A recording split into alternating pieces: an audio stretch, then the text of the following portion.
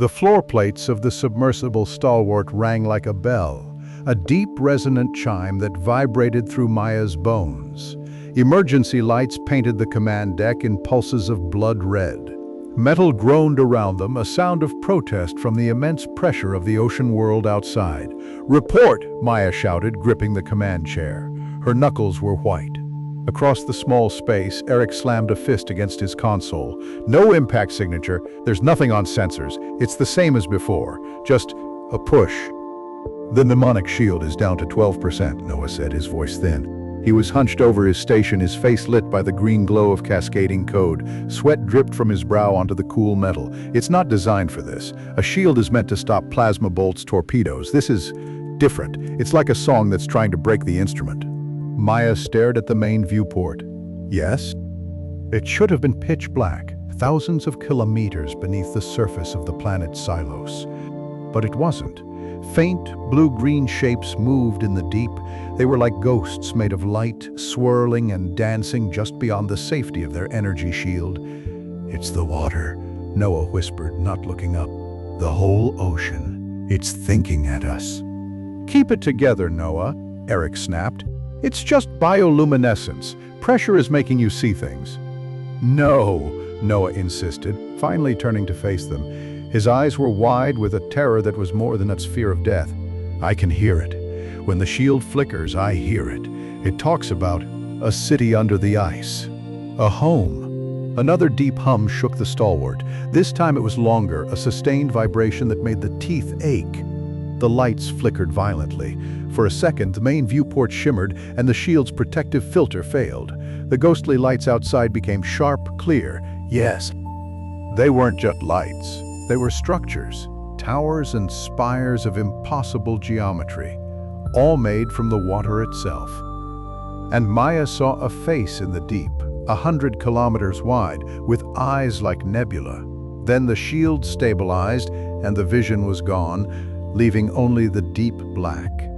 Eric stumbled back, his face pale. "What was that? Did you see?" Maya's heart hammered against her ribs. She had seen it, and for a moment she had felt a strange feeling. Not fear, but a sense of being known. "Focus on your stations," she commanded, her voice harder than she felt. "Noah, can you divert power from life support to the shield emitters?" "For how long?" Noah asked, his hands shaking as he typed. "A few minutes? We're already recycling air at minimum levels." "Do it," she said. Eric moved to the weapons console. "Let me fire a disruptor torpedo. Give it something else to think about." "We have 3 torpedoes left, Eric," Maya reminded him. "We fired 9 already. It did nothing." "Yes, it's like throwing rocks at a god. It's better than sitting here waiting to die," he yelled. The pressure was breaking him. He was a soldier without a visible enemy to fight. "We are not dying," Maya said, meeting his gaze. "We are surviving. We are the last ship, the last crew. We will hold." But even as she spoke the words, she felt their emptiness. The pushing was constant. It was a mental weight as much as a physical one. Her own memories felt thin. She remembered training simulations, but the face of her instructor was blurry. She remembered Earth, but couldn't recall the smell of rain. A soft alarm began to beep at Noah's station. "Commander," he said, his voice flat with exhaustion. "Shield at 5%. It's giving up. The energy matrix is dissolving. Then we go down fighting," Eric declared. He armed a torpedo without waiting for orders. A red light flashed on his console. Maya didn't stop him. What was the point? Yes, maybe the violence would give them a moment of clarity. "Wait," Noah said. He stood up slowly, his eyes fixed on the viewport. "It isn't attacking." He walked towards the thick glass, drawn by something only he could see in the crushing blackness. "It's not pushing anymore, it's inviting." He placed his hand on the cold glass. "I remember now. Not my memory, its memory. We weren't sent here to fight it, we were sent here to join it. This isn't a weapon, it's a rescue." "What are you talking about?" Eric demanded, frozen with his hand over the firing control. "The mind upload," Noah said, a strange, calm smile on his face. "It wasn't a technology we were developing to save humanity.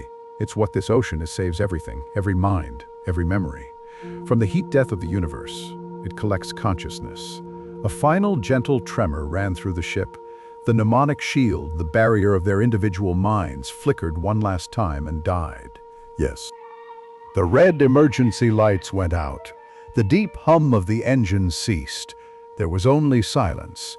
The pressure outside should have crushed the stalwart into a piece of scrap metal in less than a second, but it didn't. The hull remained intact. The crushing weight was gone. Outside the viewport, the darkness was replaced by a soft, warm cerulean light. The impossible city of water was all around them, and it was beautiful. Eric stared, his aggression melting away, replaced by wonder. Maya looked at her hands. She remembered a life, a career, a war against an enemy she had never understood. But these memories felt distant, like a story she had read in a book long ago. New memories were flowing into her mind. Memories of swimming in star-filled currents, of feeling the thoughts of 1 trillion beings from 1,000 worlds, all joined in a single peaceful consciousness. There was no pain, no fear, no loss. She was not Commander Maya anymore. She was Maya, and she was also Noah and Eric. She was the crew of the Stalwart, and she was the creature that built cities of light in the deep waters of Xylos.